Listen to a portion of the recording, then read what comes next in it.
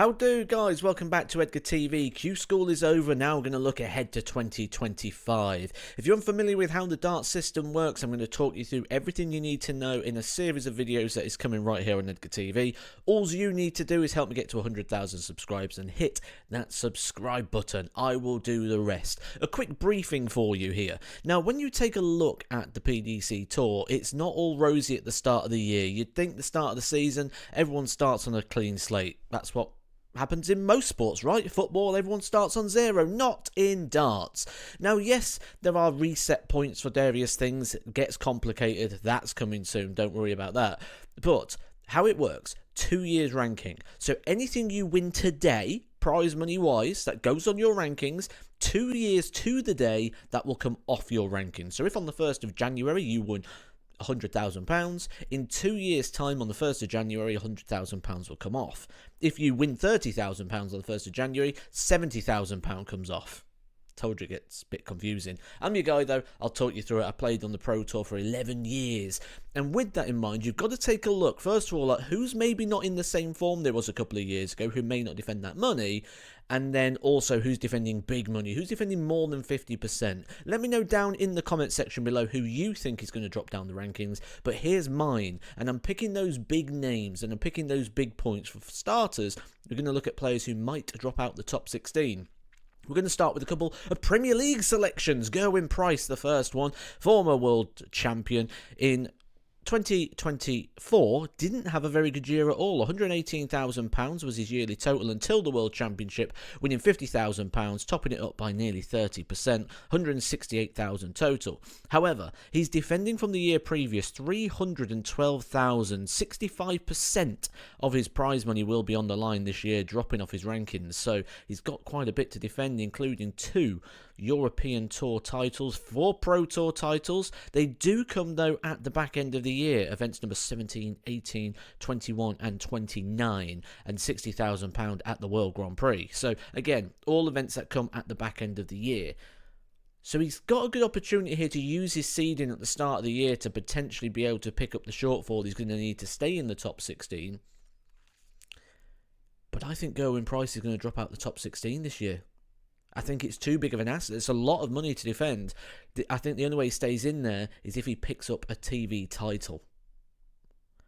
Same could be said as well for Nathan Aspinall, another player who's in the Premier League this year. Again, saved himself at the World Championship, only earned £90,000 in prize money until that point, meaning that 70% of his prize money is up for grabs, £330,000. £200,000 of that will be coming at the World Match Play in July, when he's going to be defending the title money. And if he doesn't go on to win another big TV title, and it's where it is as well, because he's got that big chunk coming off. Let's say he wins £100,000 at one of the smaller big events, or like a UK Open, for example.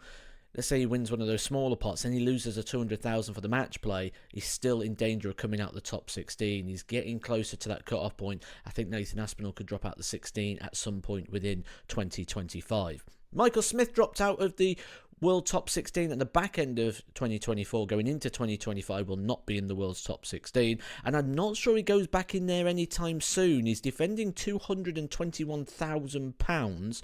Last year he picked up £184,000, so you would suggest that it's not too much of a loss if he has a similar season. He's only going to be about £40,000 down.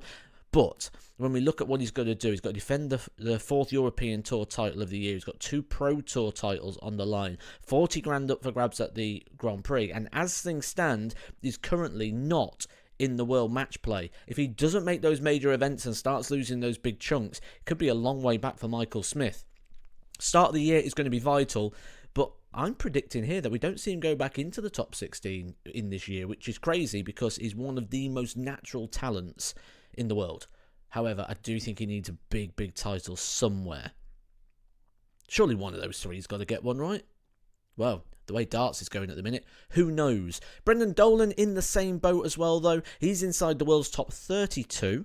but he's 71st in the race for the world match play. He's got 62.5% of his prize money on the line, 169,000. Last year won £102,000, has some big chunks coming off. 15 grand at the match play, 15 grand at the World Grand Prix, of which at the moment he is nowhere near qualification for, and £50,000 at the Worlds. This could be the year that the ultra consistent Brendan Dolan actually drops out of the world's top 32. I'm going to give you one player as well in regards to who I think is going to lose a tour card. Regular viewers of this channel will not be surprised to know I am going with Jose de Souza, Portugal's #1, former winner of a major title in the PDC. He picked up the Grand Slam of darts during the COVID years, now down to world number 45, picking up just £25,000 in the entirety of last season.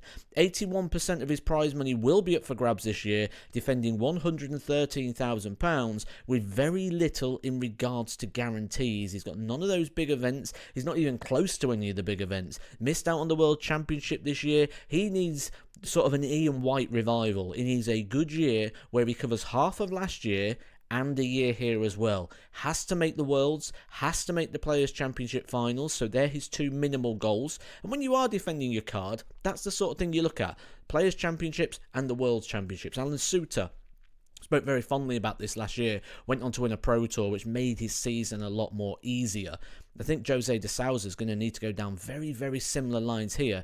Maybe picking up a title or having a bit of a run on the European Tour as well, because it needs to be more than just the Worlds and the Players' Championship finals, because he's got an awful lot to defend. My prediction, Jose de Souza is to lose his card. So there's my predictions for who I think could drop down the rankings this year. Who are you keeping your eyes on? Let me know in the comments section and your reasonings for. I'll be down there hanging out with you guys, interacting and having a chat with all your different predictions on who you think is going to be going down the rankings. Is there anyone you see losing a card? Is there anyone you see dropping out of the 32 or the 16? Remember, they are the key points within the world of darts, because they do the seedings and also get you into those major events. If you are unfamiliar with how darts works, you want to know how the rankings work, I'll talk everything you need to know, and coming very soon a video on who I think is going to go up the rankings, a bit more of a positive spin of the world of darts in 2025. All you need to do, subscribe. I'll catch you soon.